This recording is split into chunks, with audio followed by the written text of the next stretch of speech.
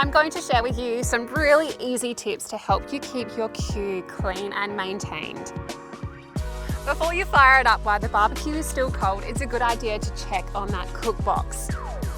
Use a cook box scraper to scrape down any grease or debris into the drip pan. While you're there, it's a good idea to check on that drip pan. As soon as there is a layer of grease, it's time to change it out with a fresh one, especially if you're cooking those fatty roasts, which we love. If you're worried about the inside of the lid, you can hit it with some BBQ cleaner.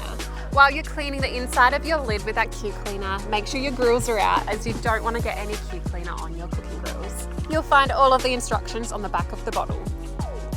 The last thing you need to do before you even think about putting food on that grill is preheating your barbecue really hot. Preheat on high for 15 minutes and this will carbonize any grease or debris, turning it into ash so you can just brush that away. If you're looking to give your barbecue a deep clean, which we recommend every 5 or so cooks, you can remove your cooking grills and wash them in hot soapy water.